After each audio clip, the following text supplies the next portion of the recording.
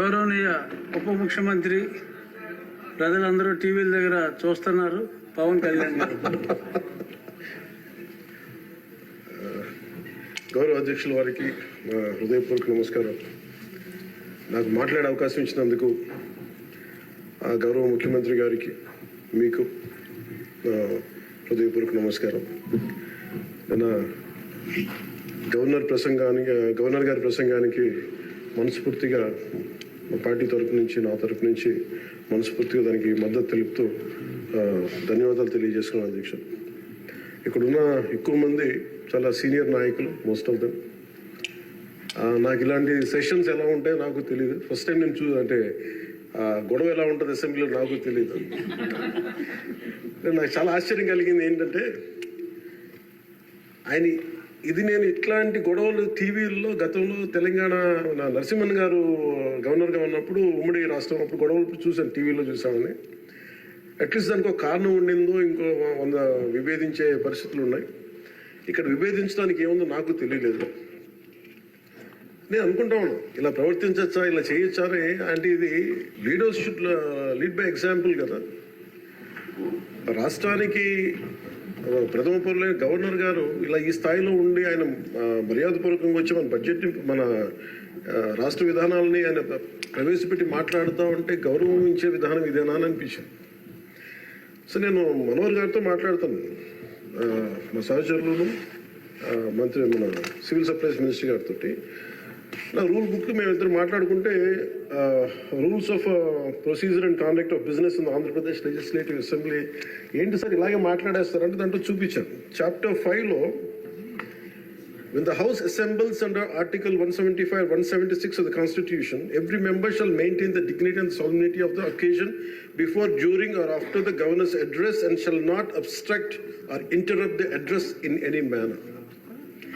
Maintenance of dignity and solidity at governors address అనేది చాలా స్పష్టంగా ఈ రూల్ బుక్లో ఉంటే మనమే రూల్స్ని ఇంప్లిమెంట్ చేయాల్సిన వాళ్ళం. వారికి సంఖ్యాబలం ఉందా లేదా పక్కన పెడితే every member of this house has a responsibility to follow the rules. మనమే కనుక రూల్స్ని బ్రేక్ చేస్తే ఇంక మన ప్రజలకి కానీ చూసే వాళ్ళకి ఏం చెప్తాం. నాకు చాలా కాలం క్రితం నేను అప్పుడప్పుడు మనోహర్ గారిని అడుగుతూ ఉంటాను, సార్ అసెంబ్లీలో ఇక్కడ ఏమి గొడవలు జరిగినా ఎందుకు కేసులు పడవని, ఇక్కడ ఏమి మీకు కొట్టుకో. ఇది నేను నాకు చాలా కామన్ మ్యాన్ ఒక ఇష్యూ, ఒక ఇంక్విజిటివ్నెస్. అండ్ నాకు పార్లమెంట్లో గొడవ జరిగినప్పుడు ఏమి అవ్వేంటి ఇలా ఇబ్బంది పెట్టేస్తారు ఏంటంటే ఇక్కడ అవేమి ఉండవు, ఇక్కడ ఇట్స్ ఫ్రీ ఫర్ ఆల్ అన్నట్టుగా మాట్లాడుతుంది. We have more responsibility. మన మీద రూల్స్ పెట్టలేదు అంటే ఏం కేసులు పెట్టమండి. ఇదే కనుక నిన్న వాళ్ళు చేసిన గొడవే కనుక గవర్నర్ గారి మీద ఆయన సుప్రీంకోర్టు జస్టిస్గా ఉన్నప్పుడు ధైర్యం చేయగలరా, కళ్ళల్లో చూడగలరా?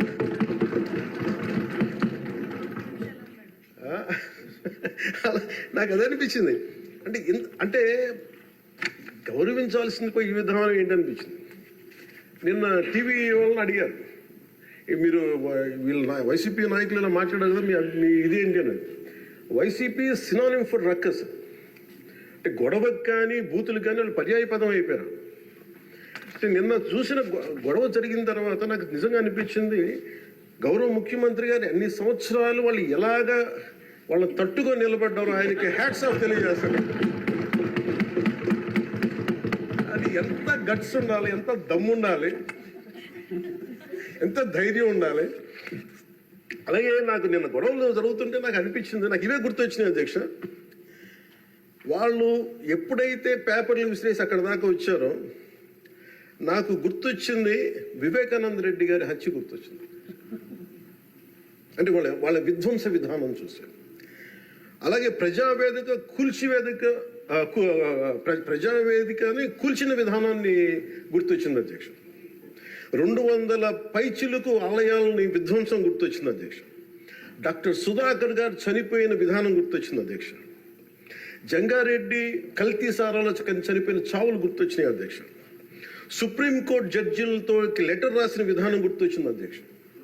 వాళ్ళు చేసిన గొడవకి మన హైకోర్టు, ఆంధ్రప్రదేశ్ హైకోర్టు జడ్జెస్ని సోషల్ మీడియాలో బూతులు తిట్టిన విధానం గుర్తొచ్చింది అధ్యక్ష. సోషల్ మీడియా అబ్యూస్ గుర్తొచ్చింది అధ్యక్ష. పత్రికాధిపతులపై దాడులు గుర్తొచ్చినాయి అధ్యక్ష. రివర్స్ టెండరింగ్ గుర్తొచ్చింది అధ్యక్ష, పాలసీ టెర్రరిజం గుర్తొచ్చింది అధ్యక్ష. స్వయాన మీ మీద జరిగిన టార్చర్, దాడులు, ఇబ్బంది పెట్టిన విధానం గుర్తొచ్చింది అధ్యక్ష. మన అడవుల విధ్వంసం గుర్తొచ్చింది అధ్యక్ష. చంద్రబాబు గారిని 53 రోజులు జైల్లో పెట్టి ఇబ్బంది పెట్టిన విధానం గుర్తొచ్చింది అధ్యక్ష. అమరావతి రైతుల్ని దారుణంగా రక్తాలు వచ్చేలా కొట్టి కేసులు పెట్టింది గుర్తొచ్చింది అధ్యక్ష. తిరుపతి కల్తీ లడ్డులు గుర్తొచ్చినాయి అధ్యక్ష. అబ్యూజ్ ఆన్ విమెన్ గుర్తొచ్చింది అధ్యక్ష. మన కళ్ళ ముందు వీళ్ళ విధ్వంసం తెలియజేస్తా ఉన్నారు. వీళ్ళు ఈ స్థాయిలో ఇక్కడ ప్రవర్తిస్తే దానికి సంబంధించి బయట ఇట్లాంటి గొడవలు జరుగుతాయి అధ్యక్ష. ఇది మారాలి అని చెప్పి మనం మాట్లాడితే ప్రజలు మనకి ఈ రోజున ఇంత అత్యధిక బలంతో మనల్ని ఇక్కడ నుంచోబెట్టారు అధ్యక్ష, ఇక్కడ కూర్చోబెట్టారు మనందరినీ. దీనికి గౌరవ ముఖ్యమంత్రి గారు ప్రదేశాలు చెప్తా ఉంటారు. అలాగే ఇది మినిమం గవర్నమెంట్, ఇది మన నరేంద్ర మోదీ గారు చెప్తారు, గౌరవ ప్రధానమంత్రి, minimum government and maximum governance అని.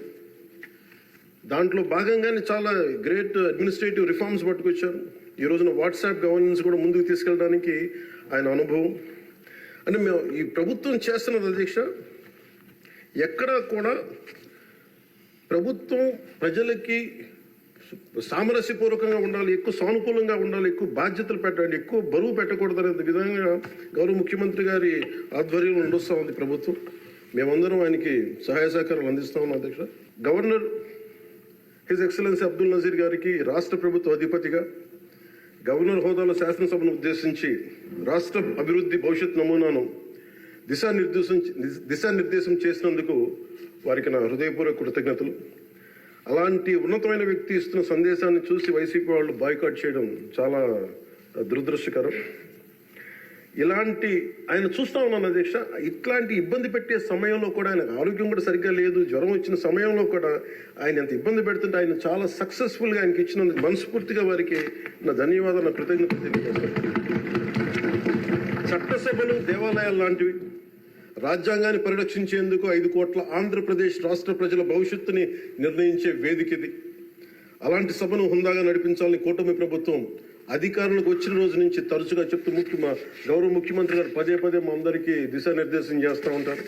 గతంలో కూడా మొదటి రోజు కూడా వారికి ఎట్లా రావాలి పెడితే లేదు మనం ఇబ్బంది పెట్టొద్దు, వాళ్ళకి 11 సీట్లు వచ్చినా కానీ పాపం వారికి ఇవ్వాల్సిన గౌరవం వాళ్ళకి ఇద్దామని చెప్పి ఏ రోజు కూడా ఇబ్బంది పెట్టి గబుక్కులు ఒక మాట అంటుంటే గౌరవ సభ్యులు కొంతమంది ఇక్కడి నుంచి అలా చెయ్యొద్దు, అలా మాట్లాడకండి అని అందరినీ చాలా సున్నితంగా మందలించారు ఆయన.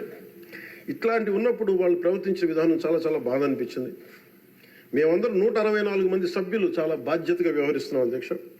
భవిష్యత్తులో కూడా రాజ్యాంగ పరిరక్షణ, రాష్ట్ర ప్రజల సంక్షేమం, రాష్ట్ర సమగ్ర అభివృద్ధి ధ్యేయంగా వ్యవహరిస్తామని సందర్భంగా గవర్నర్ గారికి శాసనసభ వేదికగా తెలియజేస్తాం. నిన్న సభలో గందరగోళం సృష్టించి సభ నుండి వెళ్ళిపోయిన 11 మంది ఎమ్మెల్యేల పార్టీకి సంబంధించిన ఎమ్మెల్సీ ప్రవర్తనని ఖండిస్తూ ఇందులో ఆ తప్పు లేనప్పటికీ కూడా గవర్నర్ గారికి ప్రభుత్వం తరఫున క్షమాపణ తెలియజేస్తాం అధ్యక్ష. గౌరవ శాసనసభ స్పీకర్ శ్రీ అయ్యన్న పాత్రుడి గారికి, సభలో ఆసీనులై ఉన్న గౌరవ ముఖ్యమంత్రి శ్రీ నారా చంద్రబాబు నాయుడు గారికి, మంత్రివర్యులకు, శాసనసభ్యులకు, శాసనమండలి సభ్యులకు, అలాగే సభ నుంచి వెళ్ళిపోయిన వైసీపీ సభ్యులు కూడా నా హృదయపూర్వక నమస్కారం.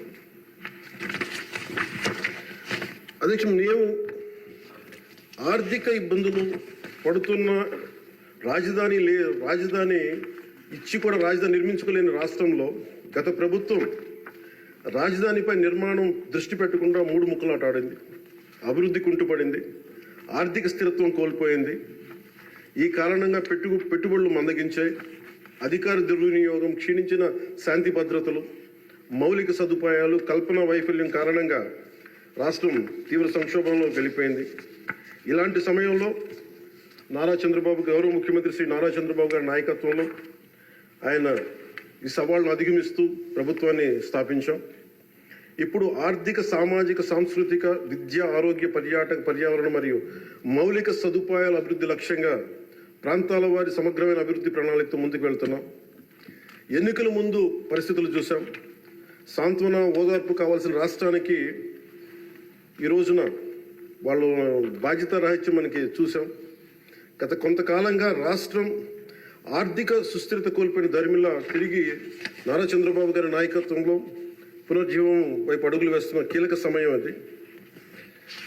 అదేవిధంగా ప్రభుత్వంలో పారదర్శకత, జవాబుదారీతనం తీసుకురావాలనే ఉద్దేశంతో పంచాయతీరాజ్ శాఖలో అవినీతికి ఎటువంటి తావు లేకుండా ఉద్యోగుల బదిలీల కార్యక్రమం చేపట్టడం జరిగింది అధ్యక్ష.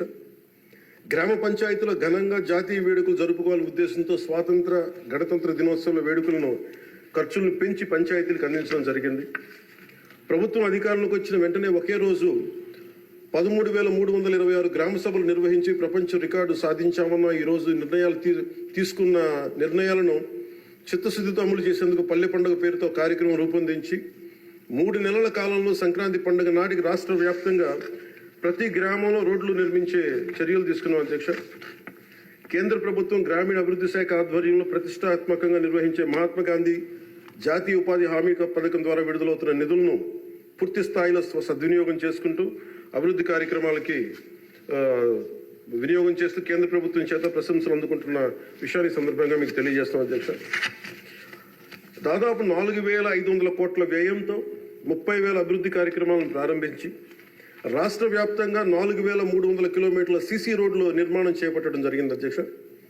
గత ప్రభుత్వం 5 ఏళ్ల హయాంలో 1,800 కిలోమీటర్ల సీసీ రోడ్లు నిర్మాణం చేస్తే కేవలం 6 నెలల కాలంలో గౌరవ ముఖ్యమంత్రి శ్రీ నారా చంద్రబాబు గారి నాయకత్వంలో కూటమి ప్రభుత్వం 4,300 కిలోమీటర్ల నిర్మాణం చేపట్టింది. ఇప్పటికీ 3,000 కిలోమీటర్లు పూర్తి కాగా ఇంకో 1,300 కిలోమీటర్ల రోడ్ల నిర్మాణం ముగింపు దశకి చేరుకునే అధ్యక్ష. ఇవే కాకుండా పాడి రైతుల ఆదాయాన్ని పెంచేలా, పాడి పశువులకి రక్షణ కల్పించే ఉద్దేశంతో రాష్ట్ర వ్యాప్తంగా 22,500 గోకులాలని నిర్మాణం చేపట్టడం జరిగింది అధ్యక్ష.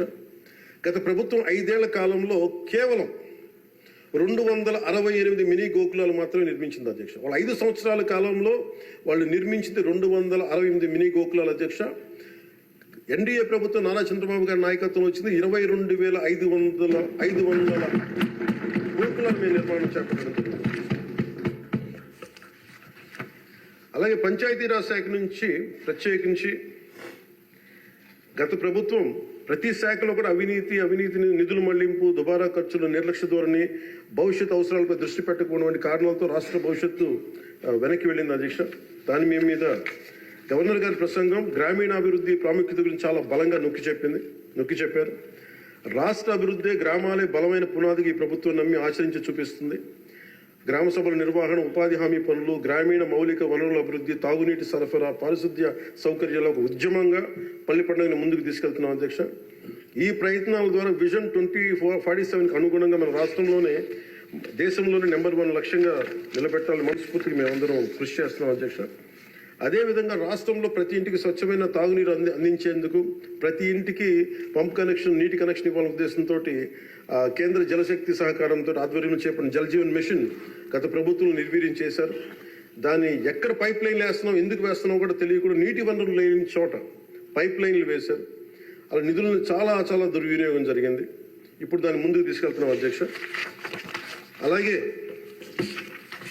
మేము వచ్చినప్పుడు ఎన్నికల సమయంలో కుల గణన మాత్రమే కాదు, యువతలో నైపుణ్య గణన జరగాలని మేమందరం కోరుకున్నాం అధ్యక్ష, గౌరవ ముఖ్యమంత్రి గారి ఆధ్వర్యంలో. దాని ప్రకారమే విద్యాశాఖ మంత్రి, హెచ్ఆర్డి మినిస్టర్ శ్రీ గౌరవ మంత్రివర్యులు శ్రీ నారా లోకేష్ గారి ఆధ్వర్యంలో ఈ రోజున ఇక్కడ మనకి మంగళగిరిలో దాన్ని పైలట్ ప్రాజెక్టుగా ఈ స్కిల్ డెవలప్మెంట్ సంబంధించిన సెన్సస్ జరుగుతూ ఉంది అధ్యక్ష. మనస్ఫూర్తిగా వారికి నా ధన్యవాదాలు కృతజ్ఞతలు తెలియజేస్తాను అధ్యక్ష. అలాగే ఆయన నాయకత్వంలో బీసీల నియామకం 10 మెరిట్ ఓరియంటెడ్, బీసీలని కాదు అన్ని కులాలకి న్యాయం జరిగేలా దాదాపు 10 మంది మెరిట్ ఓరియంటెడ్ బీసీలు నియమించిన మనస్ఫూర్తిగా వారికి నా అభినందనలు తెలియజేస్తాను అధ్యక్ష. అదేవిధంగా సామాన్యులకి వైద్య ఖర్చులు భారం కాకూడదనే ఉద్దేశంతో ఎన్నికలు ఇచ్చిన హామీ ప్రకారం 25 లక్షలు, 2.5 లక్షల నుంచి 25 లక్షల ఆరోగ్య బీమా అందించే లక్ష్యంతో ప్రణాళిక సిద్ధం చేస్తున్నందుకు మనస్ఫూర్తిగా ముఖ్యమంత్రి గారికి ధన్యవాదాలు తెలియజేస్తాను. ఇందులో భాగంగా గత ప్రభుత్వం 1,000 రూపాయల పెన్షన్ పెంచడానికి 5 ఏళ్ల సమయం తీసుకుంటే కూటమి ప్రభుత్వం అధికారంలో వచ్చిన నెల రోజుల్లోనే గౌరవ ముఖ్యమంత్రి శ్రీ నారా చంద్రబాబు నాయుడు గారి నాయకత్వంలో 1,000 రూపాయల పెన్షన్ పెంచి ప్రభుత్వ యంత్రాంగంలోని 1వ తేదీనే పెన్షన్ పంపిణీ కార్యక్రమాన్ని చాలా దిగ్విజయంగా పూర్తి చేయగలుగుతుంది. అలాగే ఆడబిడ్డలకు ఇచ్చిన మాట నిలబెట్టుకుంటూ సంవత్సరానికి 3 ఉచిత గ్యాస్ సిలిండర్లని అందజేస్తున్నాం అధ్యక్ష. అలాగే భారత సంస్కృతి మూలం వసుదైక కుటుంబం. ప్రకృతితో మనుషులతో పాటు సకల చరాచర జీవజాలం చెట్లు పరిరక్షించుకోవాలనే లక్ష్యంతో అటవీ పర్యావరణ శాఖ దృఢ సంకల్పంతో పనిచేస్తున్న అధ్యక్ష. రాష్ట్రంలో పచ్చదనాన్ని 50% పెంచే ఉద్దేశంతో రాష్ట్ర వ్యాప్తంగా సుదీర్ఘకాలం జీవించే దేశీయ మొక్కల్ని పెంపకం చేపట్టడం జరిగింది.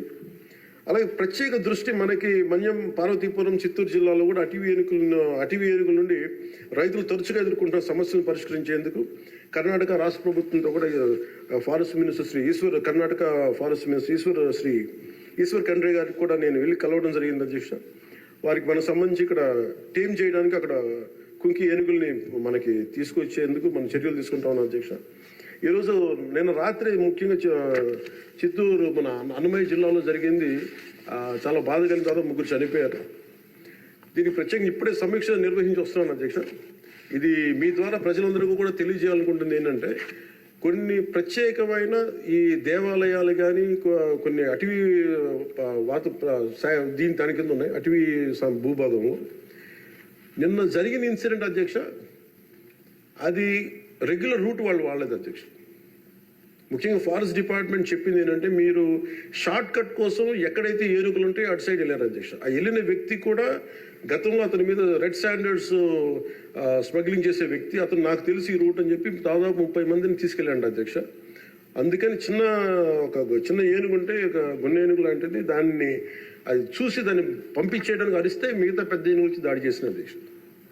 అందుకు ప్రత్యేకించి ఈ ఏనుగులు సంచరించే ప్రాంతాల నుండి ప్రజలందరికీ కూడా మీ ద్వారా నేను తెలియజేస్తుంది, మీరు ప్రిస్క్రైబ్డ్ రూట్స్లోనే మీరు దయచేసి ఫారెస్ట్ ఎవరైతే నిర్దేశించిన రహదారులోనే వెళ్ళండి మీరు అని చెప్పి మీరు దయచేసి మీ ఉద్దేశం తెలియజేస్తాం. లేదంటే అవి వాటి ఉంటున్న ఏరియాలోకి మన ప్రాంతాల్లోకి వెళ్ళి మనం ఆపదను కొని తెచ్చుకుంటామని మీకు తెలియజేస్తూ వాళ్ళకి ప్రజలు కూడా దీన్ని తెలుసుకోవాలని మీ ద్వారా తెలియజేస్తాను అధ్యక్ష. ప్రభుత్వం వచ్చిన వెంటనే గత ప్రభుత్వం అటవీ శాఖ మంత్రిగా పనిచేసిన వాళ్ళు కూడా 77 ఎకరాల అధ్యక్ష 77 ఎకరాల అటవీ భూమిని వాళ్ళు అన్యాక్రాంతం జరిగింది అధ్యక్ష. గౌరవ ముఖ్యమంత్రి నారా చంద్రబాబు గారి నాయకత్వంలో తిరిగి 77 ఎకరాలను మనం సీజ్ చేయడం జరిగింది అధ్యక్ష. తిరిగి దాని తగ్గ శిక్షలు పడేలాగా చర్యలు తీసుకుంటాం అధ్యక్ష. గత ప్రభుత్వం తరచుగా ఎర్రచందనం స్మగ్లింగ్ గురించి వింటూ ఉండేవాళ్ళం. విదేశాల్లో ఎన్నోసార్లు మన రాష్ట్ర సంపద నుంచి ఎర్రచందనం పట్టుబడింది. ఉదాహరణకి మీకు ఒక సంఘటన చెప్తాను అధ్యక్ష. ఎంత నెగ్లిజెంట్గా ఉన్నారంటే, నేను కుంకి ఏనుగుల గురించి కర్ణాటకకి వెళ్ళాను అధ్యక్ష. వెళ్తే అక్కడ కర్ణాటక ఫారెస్ట్ డిపార్ట్మెంట్ వాళ్ళు చెప్తుంది ఏంటంటే, వాళ్ళకి థ్యాంక్ యూ చెప్తున్నారు. థ్యాంక్ యూ అని మీ వల్ల 125 కోట్ల ఆదాయం వచ్చిందని చెప్తున్నారు మీ ఆంధ్రప్రదేశ్ వల్ల. నాకు అర్థం కాలేదు ఏంటి సార్ అంటే, మనకి పచ్చని మన ఎర్రచందనం చెట్లు కొట్టేసి కర్ణాటకకి వెళ్ళిపోయినాయి. అక్కడ కర్ణాటక ఫారెస్ట్ డిపార్ట్మెంట్ వాళ్ళు పట్టుకొని దాన్ని వాళ్ళు స్వాధీనం చేసుకొని 2 విడతలుగా ఒకసారి 100 కోట్లు ఇంకోసారి 25 కోట్లు మన ఎర్రచందనాన్ని స్వాధీనం చేసుకుని వాళ్ళు ట్రెజరీలోకి జమ అయింది అధ్యక్ష. మన ఫారెస్ట్ డిపార్ట్మెంట్ అధికారులు కూడా తెలియదు అధ్యక్ష. ఇంకా ఆయన అటవీ శాఖ మంత్రి గురించి చెప్పకలే 77 ఎకరాలు స్వాధీనం చేసుకున్నారు కాబట్టి అనేకనంతం జరిగిపోయింది, ఆయన పట్టించుకునే మైండ్లో లేడండి. అంటే ఇంత అడ్డగోలు దోపిడీ జరిగింది అధ్యక్ష. మన ఫారెస్ట్ డిపార్ట్మెంట్ కూడా నేను అడిగే వరకు నేను వెళ్ళి ఆ రోజు రివ్యూ చేయకుండా ఉండుంటే, ఆ రోజు వెళ్లకుండా కానీ ఉండుంటే ఈ విషయం ఎప్పటికీ బయటకు వచ్చినది కాదు అధ్యక్ష. ఇలాంటి ఎన్ని జరిగినాయో కూడా దీని మీద గౌరవ ముఖ్యమంత్రి గారు ప్రత్యేకించి, ఇది లా అండ్ ఆర్డర్ సంబంధించిన విషయం కూడా కాబట్టి మీరు ప్రత్యేక దృష్టి పెట్టాలి ఫారెస్ట్ డిపార్ట్మెంట్ అనేది కూడా నేను మీ దృష్టికి తీసుకొస్తాను గౌరవ స్పీకర్ వారితో. అలాగే వన్యప్రాణుల సంరక్షణ, వాటి ఆక్రమణ వేటను నిషేధించేందుకు అటవీ శాఖ చాలా కఠినంగా వ్యవహరిస్తుంది అధ్యక్ష. తీర ప్రాంతాలను పరిరక్షించేందుకు మడ అడవుల పెంపకంపై ప్రత్యేక దృష్టి పెట్టడం జరిగింది.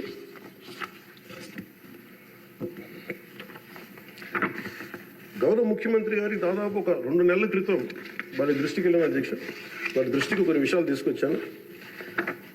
గత 5 సంవత్సరాల కాలంలో చాలా ముఖ్యం మీకు తెలుసు ఉత్తరాంధ్ర ప్రాంతంలో గిరిజన ప్రాంతాల్లో అసలు డోలీల ద్వారా పేషెంట్స్ని తీసుకొచ్చి అంబులెన్స్ వెళ్ళలేని గ్రామాలు ఉన్నాయి, రోడ్లు లేని గ్రామాలు ఉన్నాయి.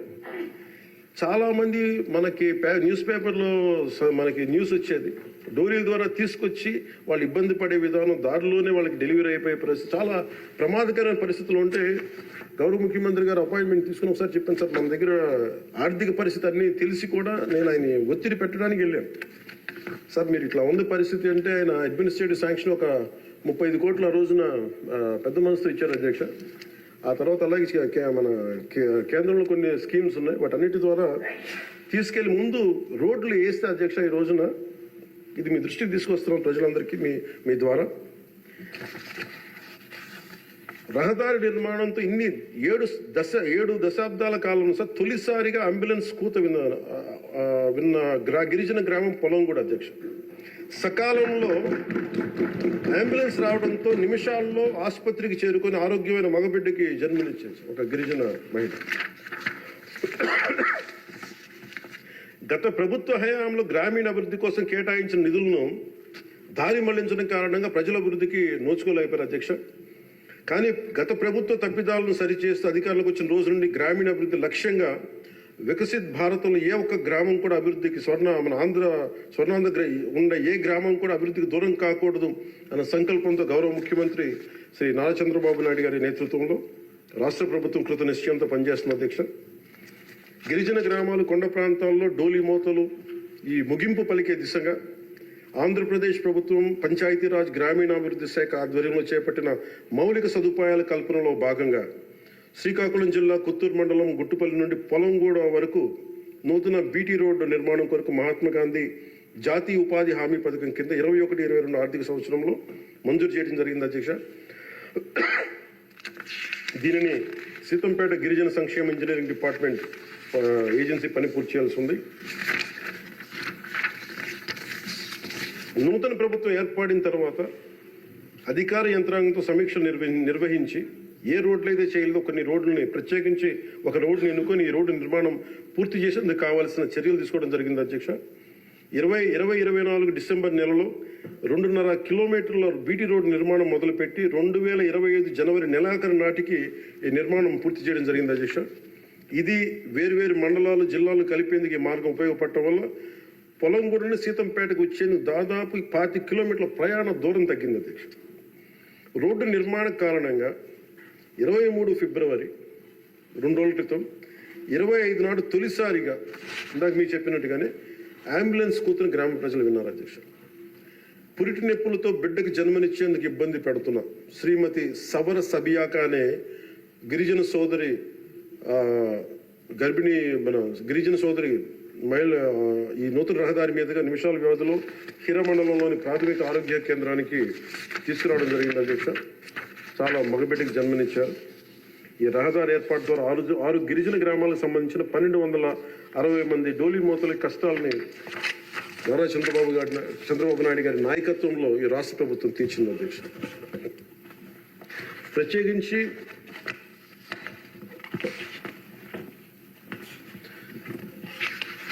ప్రధానమంత్రి గారికి ప్రత్యేక ధన్యవాదాలు మనందరికీ తెలియజేయాల్సిన, గౌరవ సభ్యులందరికీ తెలియజేయాల్సిన బాధ్యత ఉంది అధ్యక్ష. ఆంధ్రప్రదేశ్ గత వారి పాలనలో, వైసీపీ పాలనలో నలిగిపోతున్న దశలో ఏ ఒక్కరికి కూడా నేను ఎంత నిర్లక్ష్యంగా, ఎంత దుర్మార్గంగా ప్రవర్తించిన విధానం ఇక్కడే చట్టసభలో అలా ప్రవర్తిస్తున్న రియల్ లైఫ్లో మీకు వాస్తవానికి వాళ్ళు ఎలా చేశారో తెలుసు. ఇలాంటి పరిస్థితుల్లో ఇంకొకసారి వాళ్ళ ప్రభుత్వం వస్తే పరిస్థితులు ఏమవుతాయి? దాదాపు సుదీర్ఘ 4 దశాబ్దాల అనుభవం ఉన్న ఆయన్నే, గౌరవ ముఖ్యమంత్రి గారినే 53 రోజులు జైల్లో పెట్టి యువ నాయకులు, ఐటీ మంత్రివర్యులు వారు నారా లోకేష్ గారిని కూడా జైల్లో పెట్టడానికి ఇబ్బందులు పెట్టి ప్రయత్నాల్లో మనకి అచ్చెన్నాయుడు గారు, గౌరవ మంత్రి అచ్చెన్నాయుడు గారిని ఇబ్బంది పెట్టిన విధానం ఇక్కడ మొదటి మీరు వచ్చినప్పుడు ఎంతమంది ఇబ్బంది పడ్డారు అంటే మొత్తం దాదాపు 90% హౌస్ చేతులు ఎత్తారు అధ్యక్ష ఆ రోజున. అలాంటి పరిస్థితుల నుంచి నేను కోరుకుంది ఒకటే అధ్యక్ష, ఆ రోజున ఆంధ్రప్రదేశ్ 5 కోట్ల మంది ప్రజలకి మేము అండగా ఉండాలి, దానికి ఏమి చేయాలని చెప్పి ఎక్కడా కూడా ఓట్లు చీలకూడదని చెప్పిన తర్వాత చెప్పిందే నన్ను తిట్టు లేదు అధ్యక్ష, అందరూ తిట్టారు. కానీ ఈరోజు నాకు ఆనందం ఏముందంటే అధ్యక్ష, ఈ రోజున గౌరవ ప్రధానమంత్రి నరేంద్ర మోదీ గారి దృష్టికి తీసుకెళ్ళి కేంద్ర నాయకత్వానికి తీసుకెళ్ళి ఆ రోజున మాకు ఇది కావాలి, మీరు చెయ్యాలి అని చాలా ఇంపాసిబుల్ టాస్క్లు అడిగాం అధ్యక్ష ఆ రోజున. ముఖ్యంగా విశాఖ స్టీల్ ప్లాంట్ అధ్యక్ష. విశాఖ స్టీల్ ప్లాంట్ అధ్యక్ష మీకు తెలిసిందే ఇది, కానీ ఒకసారి మన అందరం కూడా దీన్ని గుర్తు చేసుకోవాల్సిన అవసరం చాలా ఉంది అధ్యక్ష. ఇది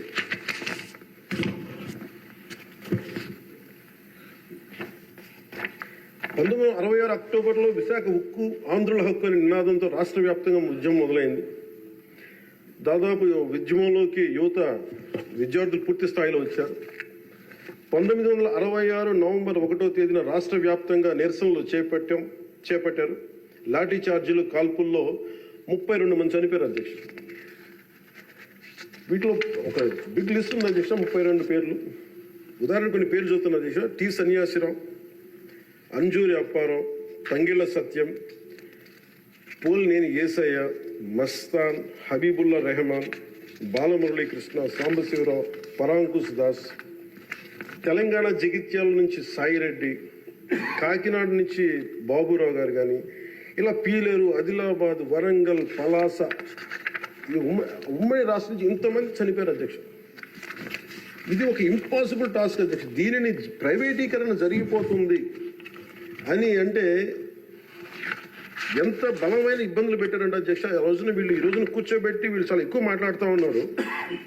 వీళ్ళు ఆ రోజున 21 జనవరి 27న విశాఖ ఉక్కు పరిశ్రమలో పెట్టుబడుల ఉపసంహరణ డిజిన్వెస్ట్మెంట్ కేంద్రం ప్రకటన చేశారు అధ్యక్ష. ఆ రోజున వీళ్ళు మద్దతు పలికారు అధ్యక్ష. వైసీపీ నాయకులు మద్దతు పలకటమే కాకుండా వాళ్ళు కూర్చొని మమ్మల్ని అందరినీ ఇరకాటంలో పెట్టాలని. అలాంటి పరిస్థితుల్లో నేను మా నాయకులు మనోహర్ గారు వెళ్ళాం అధ్యక్ష ఢిల్లీకి. వెళ్ళి ఇక్కడ సభ జరిగింది. సభ జరిగితే మేము ఆ రోజున కేంద్ర మంత్రి, హోంమంత్రి శ్రీ అమిత్ షా గారిని కలిసాం అధ్యక్ష. ఉక్కు ప్రైవేటీకరణపై నిర్ణయం మీరు పునరాలోచించుకోమని చెప్పాము అధ్యక్ష.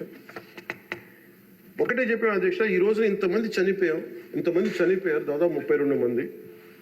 మా ఆంధ్రప్రదేశ్లో తెలంగాణకి తెలంగాణ అన్న భావం ఉంటుంది.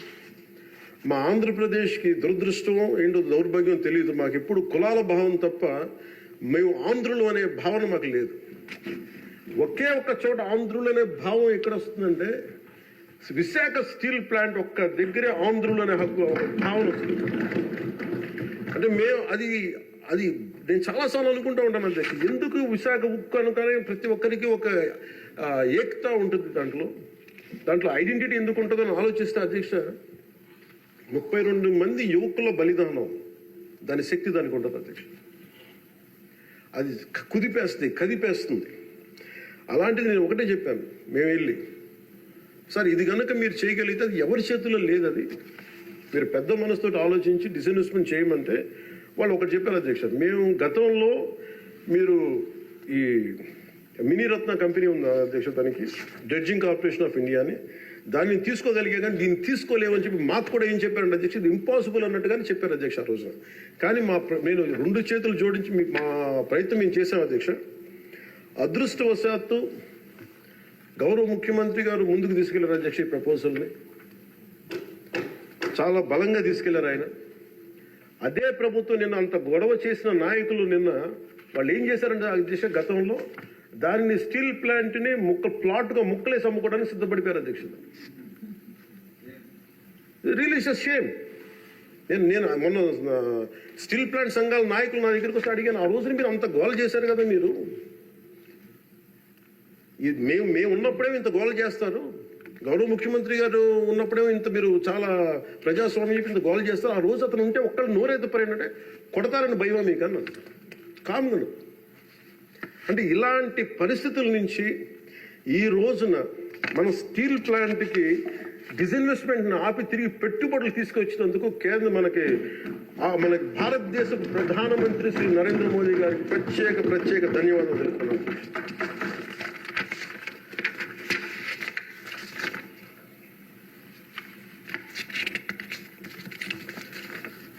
ఆ రోజు విశాఖ స్టీల్ ప్లాంట్ పరిరక్షణకి అఖిల పక్షం ఏర్పాటు చేయాలని మేము అడిగితే అధ్యక్ష, వాళ్ళకి గత ప్రభుత్వ నాయకుల్ని రాష్ట్ర ప్రభుత్వం స్టాండ్ ఏమిటో చెప్పాలంటారు. విశాఖ స్టీల్ ప్లాంట్ ప్రైవేటీకరణ జరగకుండా ఉంటే ఎలా ఆపుతారు చెప్పాలని, ఇలా కబుర్లు చెప్తే చూస్తూ ఊరుకోమని వాళ్ళు మాట్లాడారు అధ్యక్ష. వైసీపీ నాయకులు కేంద్రం మా మాట వినదని చెప్పారు అధ్యక్ష. పదవులు కావాలి, బెయిల్ కావాలని అడిగితే స్టీల్ ప్లాంట్ ఎక్కడి నుంచి వస్తుంది అధ్యక్ష? కేంద్ర ప్రభుత్వం ప్రవేశపెట్టిన ప్రతి బిల్లుకి మద్దతు ఇస్తున్నప్పుడు స్టీల్ ప్లాంట్ కోసం ప్రత్యేకంగా గనులు ఎందుకు అడగలేదని వాళ్ళు నిలదీశారు అధ్యక్ష. నేను చెప్పాను మీకు ఒక కార్యాచరణ ప్రకటించండి. మాకు ఆ రోజున ఒక ఎమ్మెల్యే, ఆ ఎమ్మెల్యే కూడా మీరు తీసేసుకున్నారు. వైసీపీకి ఉన్నారు, మీకు టీడీపీకి ఉన్నారు. ఆ రోజు 175 మంది ఎమ్మెల్యేలు, 25 మంది ఎంపీలు. ఒక ఐక్య కార్యాచరణ ప్రకటించండి అంటే అండగా ఉంటామని చెప్తే కూడా వాళ్ళు కాపాడుకోలేపారు అధ్యక్ష. కానీ నారా చంద్రబాబు గారి నాయకత్వం మేము కాపాడుకున్నాం అధ్యక్ష. స్టీల్ మేము చాలా గర్వంగా చెప్పగలం, చాలా గర్వంగా చెప్పగలం అధ్యక్ష. అలాగే దీన్ని ప్రత్యేకించి అధ్యక్ష, ప్రధానమంత్రి గారికి మన సభ నుంచి అందేలాగా ఆంధ్రప్రదేశ్ మన అమరావతి మన క్యాపిటల్ దగ్గర నుంచి వెళ్ళేలాగా, అక్కడికి అందేలాగా వారికి నా కృతజ్ఞతలు తెలియజేస్తాను అధ్యక్ష. I take this opportunity to express my wholehearted gratitude to Honorable Prime Minister Sri Narendra Modi ji for his unwavering trust in the Andhra Pradesh government and for extending the immense support in every aspect of state development. मैं इस अवसर पर माननीय प्रधानमंत्री श्री नरेंद्र मोदी जी को आंध्र प्रदेश सरकार पर भरोसा दिखाने और विकास में सहयोग देने के लिए अपना आभार व्यक्त करता हूं. The Polavaram project, Adhyaksha, there are key things. One is Polavaram project. The central government stood by us.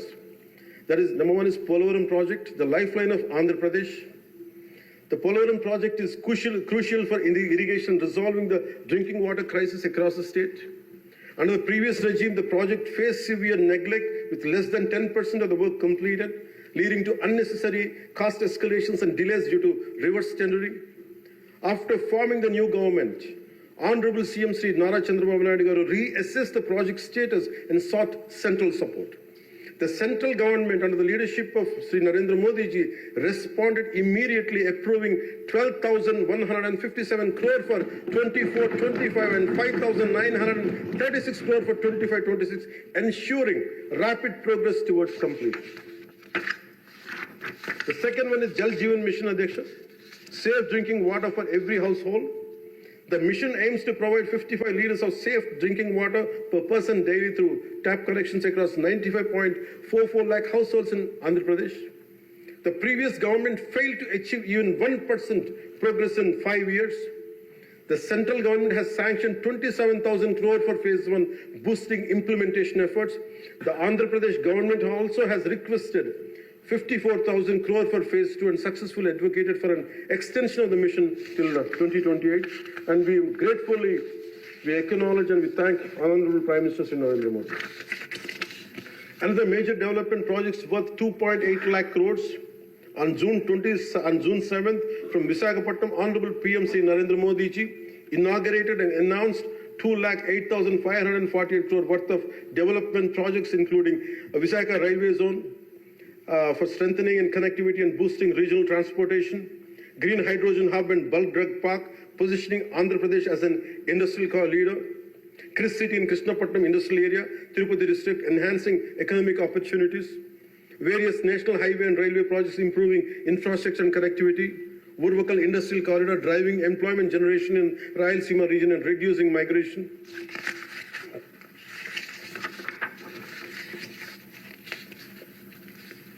Visakha steel plant, as I said, sir, it holds a very great emotional connection.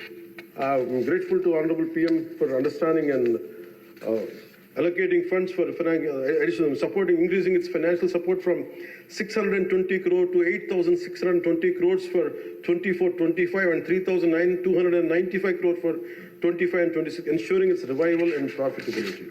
We're grateful to Honorable PM Narendra Modi. The central government has actively promoted regional heritage through Man Ki Baat and pilgrimage rejuvenation and spiritual heritage augmentation drive initiative, which is called, in short, the acronym is PRASAD initiatives. Andhra Pradesh Wooden Toys Tableau won a national award at the Republic Day Parade, bringing national recognition to our Andhra Pradesh craftsmanship. commitment towards Vikasit Bharat 2047 on behalf of 5 crore Andhra Pradesh people. We express gratitude to Honorable PM Sri Narendra Modi ji for his unwavering trust in our state government under the leadership of Sri Nara Chandrababu Naidu garu. Under his visionary leadership, Andhra Pradesh is committed to contributing towards a $2 trillion economy as a part of Vikasit Bharat 2047. We all will work relentlessly to achieve Swarnandhra 2047, ensuring a prosperous and a developed Andhra Pradesh.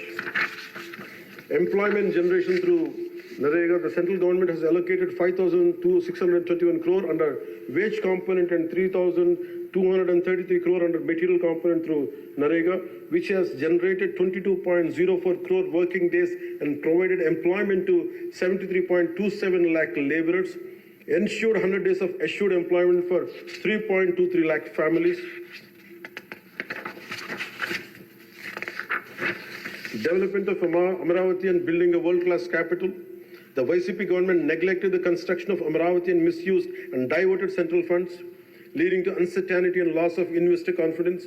Due to the lack of stable government and clear policies, many international companies refrain from investing in Andhra Pradesh. The newly formed NDA government is committed to developing Amaravati as a world-class capital under the leadership of Sri Nara Chandrababu Naidu garu. So for this, central government has sanctioned 15,000 crore and assured continued support for timely completion of the capital. This will not only accelerate the state's growth, but also attract top global companies, creating a strong and economic and industrial ecosystem in the state of AP.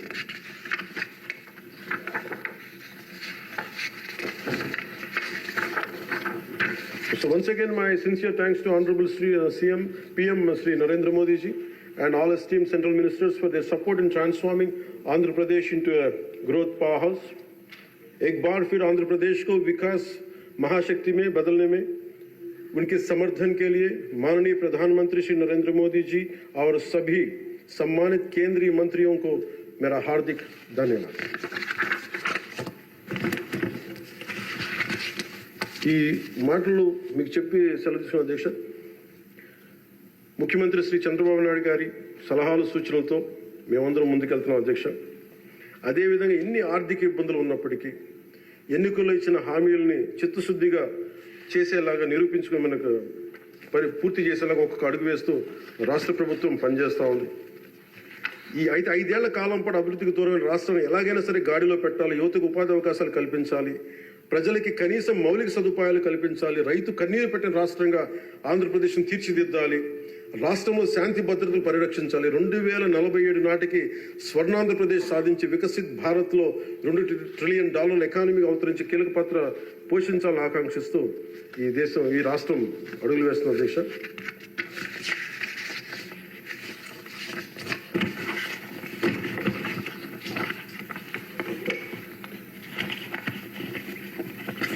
చాలా నలిగి వచ్చాము అధ్యక్ష. మీ మీద కూడా కేసులు పడ్డాయి, మిమ్మల్ని కూడా ఇబ్బంది పెట్టారు. ఇలాంటి సమయంలో one caution all of us, వ్యక్తిగతంగా నేను తీసుకున్న అధ్యక్ష, నా పార్టీ వ్యక్తులు కూడా చెప్తా ఉన్నాను, ఇది ప్రజలకు కూడా తెలియజేస్తాం. గత 5 సంవత్సరాల కాలం నలిగిపోయాం అధ్యక్ష. మేమందరం గౌరవ ముఖ్యమంత్రి గారు ఎంత నలిగిపోయారు మనందరికీ తెలుసు. ఎంత ఇబ్బంది పడ్డారు, ఇంట్లోంచి ఆడవాళ్ళు బయటికి రావాలంటే ఇబ్బంది పడ్డారు, రాష్ట్రంలో నవ్వు లేదు, భయాలు ఉండి, అలాంటి స్థాయి నుంచి మేమందరం కలిపి ప్రజల్లో విశ్వాసాన్ని చెడుకున్నాం అధ్యక్ష. వీళ్ళు నిలబడతారు. ఒక మనందరం తీసుకోవాల్సిన మా అందరికీ కూడా నేను పదే నాకు చెప్పుకుంటాను అధ్యక్ష. అది సంకీర్ణ ప్రభుత్వాలు చాలా ఛాలెంజింగ్ అధ్యక్ష. ఒక పార్టీ అయితే ఇబ్బంది లేదు, కానీ మన అదృష్టమో ఏదో దురదృష్టమో తెలియదు, కానీ సంకీర్ణ ప్రభుత్వం వచ్చింది మనది. అది ఎటు తీసుకున్నా కానీ our commitment is for people అధ్యక్ష. ఎన్నిసార్లు కూడా చాలాసార్లు గౌరవ ముఖ్యమంత్రి గారికి నాకు నన్ను ఇబ్బంది పెట్టి చాలామంది చాలా రకాల వ్యాఖ్యలు చేసినప్పటికీ కూడా మేము ఎందుకు బలంగా కలిసి ఉంటాం అనడానికి ఇది వారి గురించో నా గురించో లేదంటే లోకేష్ గారి గురించి ఇంకెవరి గురించే కాదు. ఇది we have committed for people అధ్యక్ష. మేము ఆంధ్రప్రదేశ్ ప్రజల కోసం మేము నిలబడి ఉన్నాం అధ్యక్ష. ఇబ్బందిగా ఉంటాయి కొన్ని కానీ సంకీర్ణ ప్రభుత్వం కలిసి లేకపోతే మటుకు ప్రజలకి మేము ద్రోహం చేసిన అవుతాం అధ్యక్ష. ఎట్టి పరిస్థితుల్లో కూడా అధ్యక్ష మేము మీకు మాటిస్తున్నాం, ప్రజలకు మేము మీ ద్వారా మాటిస్తున్నాం. మాలో ఎన్ని ఇబ్బందులు ఎన్ని ఇట్లాంటివి వచ్చినా, ఎవరైనా మాట్లాడిన గౌరవ సభ్యులు ఎవరైనా మాట్లాడిన మేము వీటిని అధిగమించి ప్రజల్లో మన్నను చూరుకొని 15 సంవత్సరాలు ఖచ్చితంగా మా ఎన్డీఏ ప్రభుత్వం ఉంటుంది. ఎన్ని ఇబ్బందులు ఉన్నప్పటికీ కింద పడతాం, మీద పడతాం, అవి మా ఇంటి విషయాలు అధ్యక్ష, అవి మన ఇంటి విషయాలు, అవన్నీ మన ఎన్డీఏ కూటమి విషయాలు, మన కుటుంబ విషయాలు. కింద పడతాం, మీద పడతాం, ఒక మాట అనొచ్చు, ఇంకోటి అనొచ్చు, నాకు ఏం అభ్యంతరం. కానీ ఇంకొకసారి మటుకు గవర్నర్ గారికి గౌరవం ఇవ్వని వ్యక్తుల పార్టీ మటుకు ఈ సభలో అడుగు పెట్టకూడదు. వాళ్ళకి ఇప్పుడు అధికారం రాదు. దీంట్లో మనం ప్రజాస్వామ్యం కేవలం ఎన్నికల విజయాలతో పరిపూర్ణం కాదు అధ్యక్ష. మంచి పరిపాలన అందించాలంటే జవాబుదారీతనంతో కూడిన చర్చలు అవసరం అధ్యక్ష. ప్రతిపక్షం అనేది లేదు. నేను చెప్పాను, మాకంటే ఒక సీట్ వచ్చినా మీరు ప్రతిపక్షం కూర్చుంటారు కానీ నేను సంతోషంగా ఉంటానంటే పాపం లేదు. మీ ప్రజలు మీకు ఇవ్వలేదు అవకాశం. లేదు, మాకు దామాషా పద్ధతి ప్రకారం పర్సంటేజ్ ప్రకారమే మాకు ఓట్లు మాకు ప్రతిపక్షం కావాలంటే they should go to Germany అధ్యక్ష. అక్కడ ప్రాసెస్ ఉంది, అక్కడ ఫెసిలిటీ ఉంది, అక్కడ సౌలభ్యం ఉంది. మీరందరూ తలా కాంట్రిబ్యూషన్ చేసుకున్న సభ్యులందరూ వాళ్ళకి కూర్చొని ఫ్లైట్ టికెట్లేసి పంపిస్తాం అధ్యక్ష. అంటే ఇక్కడ మనకున్న, అంటే మనం సరదాగా మాట్లాడుకున్న మనకున్న బాధ్యత, మనమే అధికార పార్టీ, మనమే మన గౌరవ ముఖ్యమంత్రి గారు చెప్పారు అధ్యక్ష, మనమే ప్రతిపక్షంగా కూడా ప్రవర్తించాలని. అంటే నిర్మాణాత్మక ప్రతిపక్షంగా యాజ్ ఎ కాన్షియస్ కీపర్గా. సింగపూర్లో మనకు తెలిసి PIP, people's action party, which is initiated by great leader Lee Kuan Yew, స్వీయ నియంత్రణ కోసం వాళ్ళు అధికారంలో ఉండటం కారణంగా స్వీయ నియంత్రణ కోసం అధికార పార్టీలోనూ విభిన్నమైన అభిప్రాయాలతో కూడిన చర్చలు చేస్తారు అధ్యక్ష. భారతదేశ స్వాతంత్రం వచ్చాక పార్లమెంటు మొట్టమొదటి సమావేశ సందర్భం ప్రస్తుత సభకి ప్రజలు ఇచ్చిన తీర్పును ప్రతిబింబిస్తుంది. అప్పుడు ఇతర పార్టీ నుండి గెలిచిన అంబేద్కర్ గారిని న్యాయశాఖ మంత్రిగా నియమించారు. ప్రతిపక్ష జనసంఘ చెందిన శ్యామ్ ప్రసాద్ ముఖర్జీ నెహ్రూ గారు మంత్రివర్గంలో చేర్చుకున్నారు. వారు బాబు రాజేంద్ర ప్రసాద్ గారిపై అనేక నిర్ణయాలపై విభేదించేవాళ్ళు. ఎమర్జెన్సీ తర్వాత వచ్చిన ప్రభుత్వంలో కాంగ్రెసేతర పక్షాలు వాజ్పేయి గారు కానీ, మొరార్జీ దేశాయ్ గారు కానీ, చరణ్ సింగ్ గారు విభిన్నమైన పక్షాలు భాగస్వామ్యమైనవి. నేటి ఆంధ్రప్రదేశ్ పరిస్థితి స్వాతంత్రం సిద్ధించిన తర్వాత లేక ఎమర్జెన్సీ తర్వాత దేశ పరిస్థితిని గుర్తు చేస్తున్న అధ్యక్ష. రెండో ప్రపంచ యుద్ధంలో కూడా బ్రిటన్కి జాతీయ ఐక్యత అవసరమైనందున లేబర్ పార్టీ నాయకుడు అట్లీ చర్చిల్ సంకీర్ణ మంత్రివర్గంలో మంత్రి అయ్యారు. మా పార్టీ, మా కూటమి పాత తరం విలువలతో కూడిన రాజకీయం చేస్తాం అధ్యక్ష. అందుకు ఈ ఇబ్బందులు మేము నిలబడతాం. ఈ దేశ ఇలాంటి విపత్కర పరిస్థితుల్లో నేషనల్ రీకన్సిలియేషన్ క్యాబినెట్ అని అన్ని పక్షాలతో క్యాబినెట్ ఫామ్ చేస్తారు అధ్యక్ష. ఇప్పుడు మన రాష్ట్రంలో ఉన్నది స్టేట్ రీకన్సిలియేషన్ క్యాబినెట్ అని చెప్పొచ్చు అధ్యక్ష. ప్రతిపక్షంగా ఉండాల్సిన వాళ్ళు ముఖం చాటేస్తున్న ఈ సందర్భంలో అధికార పక్షం, ప్రతిపక్షం కూడా మేమే అధ్యక్ష. ఇది ఒక్కోసారి మాలో మేము, ఉదాహరణకి టీటీడీలో ఒక తప్పు జరిగింది అధ్యక్ష, చిన్న పాలనా ఇష్యూ, అది కొన్ని ప్రాణాలు కోల్పోయి ఆ రోజు నేను వాళ్ళందరికీ వెళ్ళి క్షమాపణ చెప్పాను అధ్యక్ష. దేనికంటే ఇది నాకు సంబంధం లేదు అని అనుకోవడం కాదు. మా సభ్యులు ఉన్నారు అక్కడ మన తిరుపతి. ఎందుకు క్షమాపణ చెప్పానంటే అధ్యక్ష, బాధల్లో ఉన్న వాళ్ళకి, ప్రాణాలు కోల్పోయిన వాళ్ళకి మనం తగ్గి మీ బాధలు మనం తిరిగి ప్రాణాలు తీసుకురాలేము అధ్యక్ష. కానీ మేము ఉన్నాం మీ బాధలను పంచుకోవడానికి. ఏదో కొంత ఊరట చెప్పకపోతే అధ్యక్ష, అది మనందరం తప్పు చేసిన వాళ్ళు అవుతుంది అధ్యక్ష. మనం ఆ రోజు తప్పు చెప్పకుండా ఉండి, ఆ రోజు మనకి సారీ చెప్పకుండా కనుక ఉండి అధ్యక్ష, వాళ్ళని బలం చేసిన వాళ్ళు అవుతాం, వాళ్ళు బలం పెంచిన వాళ్ళు అవుతాం అధ్యక్ష. ఎట్టి పరిస్థితుల్లో కూడా 11 సభ్యులుండి వాళ్ళు ఇంకా ఇంత గోల చేయగలుగుతున్నారంటే వాళ్ళకి ఒకటి పెరిగితే ఎంత గోల చేస్తారో మనం అందరం కూడా ఆలోచించాల్సిన అవసరం ఉంది. సో మన విభేదాలు విభేదాలు ఉంటాయి. ఒక తల్లికి పుట్టిన బిడ్డలకి విభేదాలు ఉంటాయి. మనందరం రకరకాల పార్టీల నుంచి వచ్చాం, రకరకాల పరిస్థితులు. కానీ మనందరం కమిట్మెంట్ ఫర్ ఏ వికసిత ఆంధ్రప్రదేశ్, స్వర్ణ ఆంధ్రప్రదేశ్. గౌరవ ముఖ్యమంత్రి గారు ఎందుకు నాకు అంత గౌరవం అంటే, ఒక పార్టీ నడపడం ఎంత కష్టం నాకు తెలుసు అధ్యక్ష. 4 దశాబ్దాల నుంచి నేను ఒకవైపు ఆయన చంపి ఆయన ఇబ్బంది పెడతా ఉంటాను. సార్ నాకు ఇది కావాలి, మాకు డబ్బులు ఇవ్వండి. డబ్బులు నా కోసం కాదు, నేను అడిగేది ఏమడుగుతాను, రోడ్లు కావాలని అడుగుతాం. లేదంటే గౌరవ సభ్యులందరూ నాకు రోజు మా పంచాయతీలో రోడ్లు లేవు, ఈ ఇబ్బందులు ఉన్నాయంటే ఫైనల్గా మళ్ళీ నేను వెళ్ళి ముఖ్యమంత్రి గారే చేయి చేస్తాను. ఆయనేమో పయ్యావుల కేశవ్ గారి వైపు చూస్తారు. అలాగే మీకు ప్రతిసారి ఇబ్బంది ఉంటుంది అధ్యక్ష. కానీ వీటన్ని అధిగమించాలంటే we have to show our collective commitment and leadership to the state of Andhra Pradesh and to its people. That is very essential from ఇది మనం. ఎందుకంటే ప్రతిసారి బ్యూరోక్రాట్స్ కూడా మనం బలంగా ఉంటేనే బ్యూరోక్రసీ కూడా చాలా బలంగా పనిచేస్తుంది అధ్యక్ష. అందుకే బ్యూరోక్రసీ కూడా కూర్చోబెట్టి వాళ్ళు వింటలేదు అనడానికి వీళ్ళు ఉండరేమో అని అనుకుంటే మటుకు వాళ్ళు కూడా వదిలేస్తారు. అందుకే మన commitment for people should be very strong and should be have to show hour great resilience. అందుకే నాకు మనందరం కూడా ఇబ్బందులు ఉన్నా కానీ ఒక మాట అనుకుందాం, చేద్దాం, కానీ మన commitment for people should not waiver, not even inch. That's what I believe in అధ్యక్ష. ఇది మీ దృష్టికి ఒకటే తీసుకొచ్చి ముగిస్తాను అధ్యక్ష. కంఠంలో ప్రాణం ఉన్నంత వరకు we will work for the state development, state prosperity, for people of Andhra, and we die for the nation.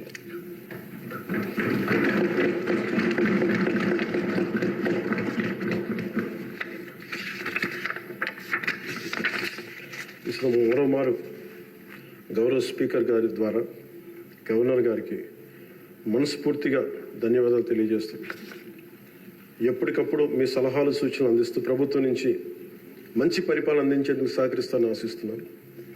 ముగింపు వాక్యాలుగా ప్రధాని శ్రీ నరేంద్ర మోదీ గారి మాటల్ని గుర్తు చేసుకుంటున్నాం. Good governance with good intentions is a hall mark of a government. Implementation with integrity is our core passion. And ఈ మాటలు చెప్పిన ముగిస్తాను అధ్యక్ష. నాకు అవకాశం ఇచ్చిన గౌరవ స్పీకర్ గారికి, అలాగే గౌరవ ముఖ్యమంత్రి గారికి, గౌరవ సభ్యులందరికీ, పేరు పేరు అందరికీ, మంత్రివర్యులందరికీ నా ధన్యవాదాలు తెలియజేస్తాను. జై హింద్. గతంలో ఉమ్మడి రాష్ట్రంలో మీరు ముఖ్యమంత్రిగా ఉన్నప్పుడు నేను అటవీ శాఖ మంత్రిగా పనిచేసిన సంగతి మీకు గుర్తుంది. అప్పుడు మీరు ఒక కార్యక్రమం చేపట్టారు, అందరికీ సంతోషకర కార్యక్రమం అది గుర్తు చేయాలని మీ సమావేశంలో మీకు తెలియజేస్తున్నాను. ఆ రోజుల్లో మీరు గ్రీన్ కార్ప్స్ అని చెప్పి ఒక కార్యక్రమం పెట్టారు సార్. ఇప్పుడు పవన్ కళ్యాణ్ గారు ఆ శాఖలో మంత్రిగా ఉన్నారు, అటవీ శాఖ మంత్రిగా ఉన్నారు. అప్పుడు అటవీ శాఖ ద్వారా కార్యక్రమం చేసాం సార్. అప్పుడు ఉమ్మడి రాష్ట్రంలో సార్ ఉప ముఖ్యమంత్రి గారు 5 లక్షల మంది పిల్లలని సార్ తయారు చేశారు. హై స్కూల్స్ నుంచి జూనియర్ కాలేజ్ నుంచి. విద్యాశాఖ మంత్రి గారు కూడా ఇక్కడ ఉన్నారు సార్, మీరు కూడా వినాలి సార్.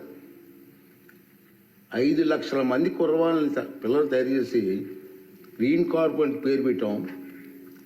సార్ ఆఫీసులో కూర్చొని ఒక పిలిపిస్తే 5 లక్షల మంది ఒకే రోజు 5 లక్షల మొక్కలు ప్లాంటేషన్ చేసేస్తారు. అటువంటి కార్యక్రమం అనకూడదు, నోరు జరుగుతుంది నాకు.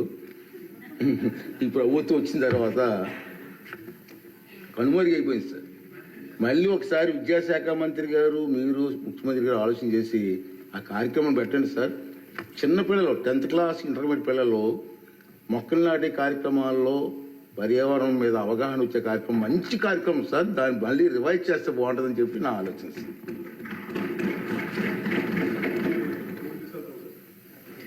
కాదు, ఏది అడిగినా డబ్బులతో ముడిపడదు సార్. నా భయం ఏంటంటే, గతంలో ఒక సినిమా ఉంది సార్, జల్సా అని. దాంట్లో హీరో పాత్రధారి ఫ్రెండ్స్ ఎవరు వచ్చినా డబ్బులు అడిగితే ఆ వార్డ్రోబ్ ఉంది, ఆ వార్డ్రోబ్లో చొక్కా ఉంటుంది, ఆ చొక్కాలో డబ్బులు అడిగి తెచ్చుకోండి. సో ప్రతిసారి వెళ్ళను, ఒక్కో ఫ్రెండ్ అడిగితే డబ్బులు కట్టి అక్కడ తెచ్చుకోండి. ఒకసారి ఉంగరం తీసుకుని ఇంకో తీసుకుంటూ ఉంటారు. 3 సార్లు అయిపోయి 5వ సారి కూడా వచ్చిన తర్వాత అసలు ఎవరైతే చొక్కా పోయి అతను బయటకు వస్తాడు. ఏముంది ఆ చొక్కా దాంట్లో, బొక్క తప్ప ఏముంది దాంట్లో. మాకు ఇబ్బంది ఏముందండి అధ్యక్ష. ఇది మేము ఏదన్నా అడుగుదామంటే వీళ్ళు ఖజానాన్ని లూటీ చేసి వెళ్ళిపోయారు అధ్యక్ష. వాళ్ళు ఎందుకు ఫేస్ చేయలేకపోతున్నారంటే మన మీద కోపం కాదు, మనల్ని ఫేస్ చేయలేక, మన ద్వారా ప్రజల్ని ఫేస్ చేయలేక. సో మాకు ఉన్న నమ్మకం ఏంటంటే, గతంలో కూడా మీరు తీసుకొచ్చింది గౌరవ ముఖ్యమంత్రి చెప్పారు అధ్యక్ష, హరితవనం అది మేము తిరిగి రివైవ్ చేస్తాం అధ్యక్ష. ఈసారి ఒక యూనిక్ సొల్యూషన్తో పట్టుకుంటాం. మనకి మొక్కలకు కానీ వీటికి దేనికి సంబంధించిన సరే మన ముఖ్యమంత్రి మీరు కంప్లీట్ సొల్యూషన్స్ అంటే మీరు ఏమనుకున్నారని చెప్పి మీరు గౌరవ అధ్యక్షులు గారు చెప్పింది దీన్ని ఖచ్చితంగా ముందుకు తీసుకెళ్తాం అధ్యక్ష. దీన్ని నాకు భయం ఏంటి, కొత్త ప్రపోజల్ తీసుకెళ్తే మీరు ఎకనామిక్ సొల్యూషన్ కూడా ఒక ఫైనాన్షియల్ అవుట్లెట్ వే అవుట్ కూడా పట్టుకొచ్చి నాకు చెప్పండి తప్ప మొత్తం కూర్చొని నమ్మి డమ్ చేయకుండా ఉంది. అందువల్ల మీరు చెప్పింది మేము ఎట్లా దాన్ని ముందుకు తీసుకెళ్ళాలని మేము ఆలోచించి వారి దృష్టికి తీసుకెళ్ళి ఇది ఖచ్చితంగా దాన్ని ముందుకు తీసుకెళ్తాం అధ్యక్ష. మీరు చెప్పిన ఒక 10 times ఎక్కువ చేస్తాం అధ్యక్ష. మీరు 500 మేము 50 లక్షలు చేస్తాం. అది ఏదో నాటేసి వెళ్ళిపోవడం కాదు అధ్యక్ష, దాన్ని తిరిగి తీసుకొచ్చి, ఎందుకంటే మాకు ముఖ్యమంత్రి గారు మాకు చాలా క్లియర్ కట్ ఇది ఇచ్చారు అధ్యక్ష, 50% గ్రీన్ కవర్ కావాలనేది. మనం వెళ్ళే లోపు మనకి నెక్స్ట్ ఎన్నికలు వచ్చే లోపు మేము దాన్ని ఖచ్చితంగా దాన్ని పూర్తి చేస్తాం అధ్యక్ష. This our commitment.